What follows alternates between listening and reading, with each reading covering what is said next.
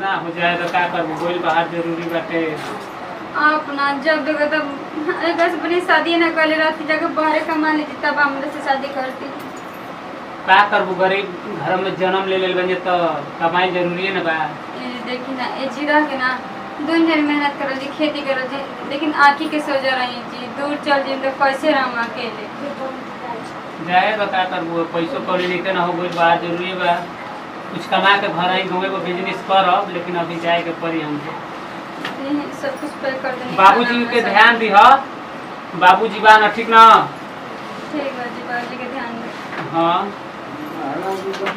लेकिन आप बहुत बात नहीं मत जाए ना ही जात है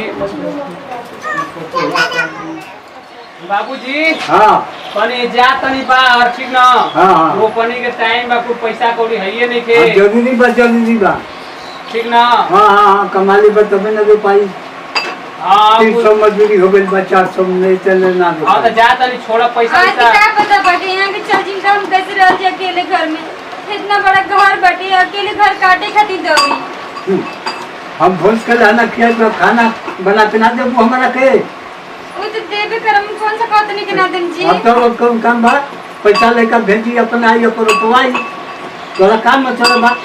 चलो बाबूजी के क्या बात ले बारू, जान तो बूढ़ पुरानिया इन करे सेवा पानी करियो, हम पैसा छोड़ब जल्दी जाए तो, ठीक ना? हाँ हाँ हाँ, तू बढ़िया से घर का ख्याल रखियो, ठीक ना? ख्याल बा बच्चो। हाँ बाबूजी हम चलत हई। ठीक बच्चा बच्चो। दो ठो आंसू का बाद नहीं हम मगरमच्छ वाला सोच रहा हूँ कि हम बिना मन न लगे। हम तो चाहते रहनी कि तू ये जिससे बाहर घर से बाहर चल जा, ताकि हम अपना यार के बुला के और दिन रात ओकरे संगे मिलत रही। तारा से तो शादी नाम खातिर कहनी, हमके पता रहा कि तू घरे कम बाहर ज्यादा रहा, ये सब तारा के पसंद कहनी ना, तो तारा से तो कबो हम शादी ना करती, शादी तो अपने जान से ही करती है। लेकिन कहीं जाए तो नाम के भता तू रह काम खातिर हमारे यार बनी बैठे काहे ना, बूढ़ पुरानी बली बने 2 रोटी खाए ना पड़ रही घर में, पूछो ना के बोली। हम अपने जान के बुला के दिन रात अपने घरे में रखते हैं। कहाँ बना तो फोन कर लीजिए। Hello hello. हाँ बोला। कहाँ तक हो जाए? क्या करते हैं, सही घुमाते हैं। तो सुनो ना, चाय का तुम बोल रही बा बोला। हटार तो गोलन बाहर आ, कहाँ तू घर में अकेले उठला हरा, तब तो हमनी के मजा आइबे करियो। और का खाली एगो ससुर बना के होने के वहाँ के तो 4 दिन बाहर आ, तो ये सब सोचने के कारण तारा के याद कर ली। ठीक है बात, तब तो हमनी के काम बनिए जाई। तो इसे ना कहीं जल्दी आ जा। ठीक बात है। हम तो चाहते रहने हैं कि अब हमारे ऐश की जिंदगी बाकी फूल मच गया, अब कौन चीज़ की रोक टोक नहीं के, और इंजॉयमेंट बता पैसे देवे करिए जी, हम अपने यार के संगे ऐश करो आए गाजी कर।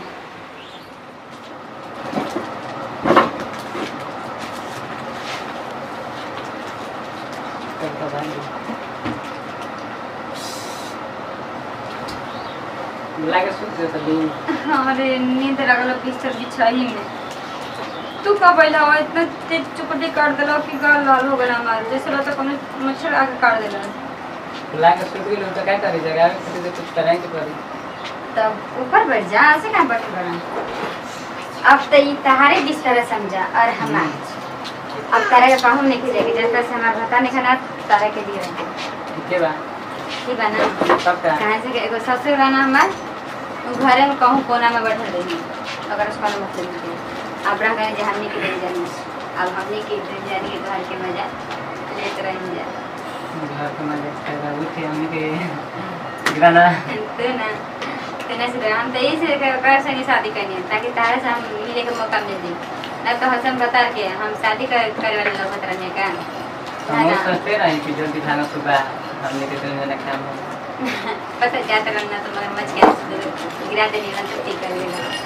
ठीक है कर लो क्या है ना, हमके हर एक उपाय पता रहना, कहाँ से कि एगो हम मस्त एक्टर बनी, लेकिन आज तक कब फिल्म तक पहुँचबे ना कहीं। अगर हमरा के चांस मिल जितना फिल्म में तो अब एक गर्दा मचा दे रहती। हाँ मजा करना तू बता सही। हाँ उनका भी छुए तक देते ना हमें बड़ा मजा आता है। नहीं दिल दिमाग तो तारे पास रहता है तो मजा काची क्या है? मेरे पास रत रहा और क्या चलाओ है और सब बता तो इतना दिन कैसे रहा हमारा दिन? अरे तारा न रहिए एकदम मने ना लागत रहो तब का एकदम दिल धक धक धक जाके अपन जान से मिलते तार में तो हम लोग ना मन लागत रहो इसे सोचो तो रानी कोई यहाँ से यहाँ पे चल जाए।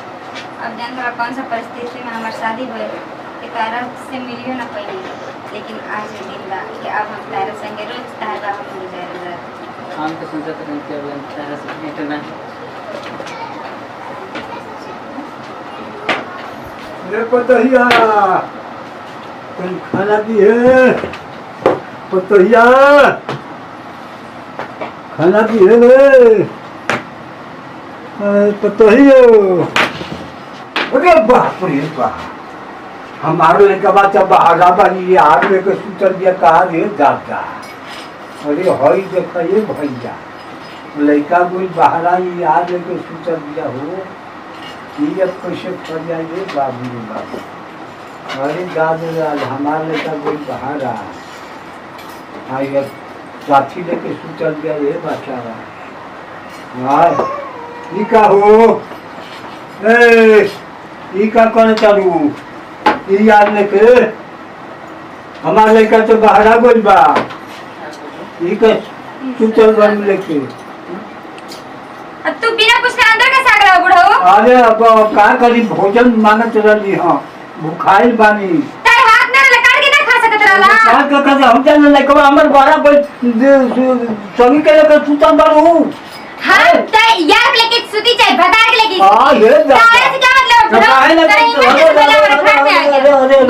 अरे भैया अरे बाप रे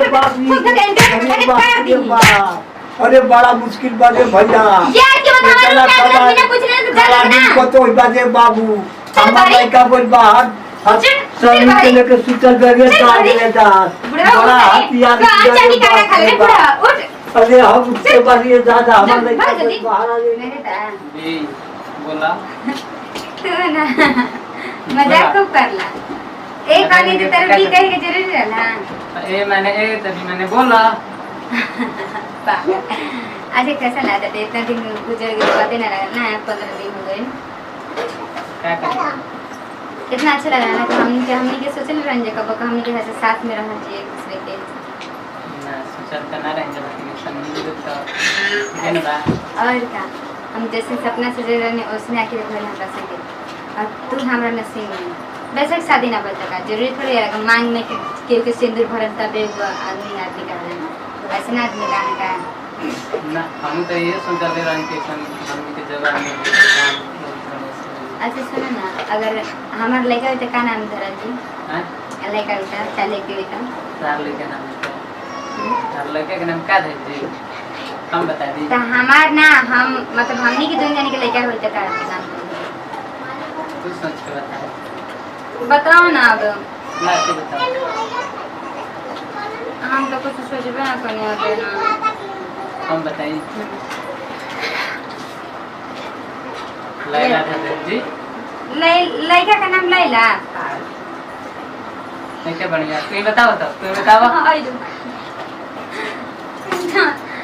देखा अगर लड़का हो तो सस्सी रख देवल जी और लड़की हुई तो श्रेया ससी ना रखेगा देखा अब तू तुम्हारा ना बुझला तो हम रखनी है ना हम कह देनी ना अगर लड़की हुई तो श्रेया और लड़का हुई तो ससी बस ये दोनों नाम है ससी नाम के लेके बैठते हमनी के नहीं कहना पागल हमनी के दुनिया के जन लड़का होता हूँ ओका नाम तो गांव में बानो गाँव से कोनो मतलब नहीं है पागल हमनी के बहना अच्छा वो कुछ छोड़ो आज तार मन भी करता है है ना तब फिर कहाँ ऐसे करता ला चलो जल्दी चल जा सिद्धर जी ओकरा क्या बाद करे? काम बा सुन के क्या काम होला जैसे लाग बोलू का अब एक दिन के थोड़ी दो रोज रोजे के ना एक भुलाए वाला चीज थोड़ी का हम भुला दे ना हमके तो अब लगा दिन रात तोहरे संगे रहता नहीं तो कैसे भुला दे। हाँ यार वैसे भी आज देह पूरा दुखा दे काम ना आज आराम कर ले चला दे चला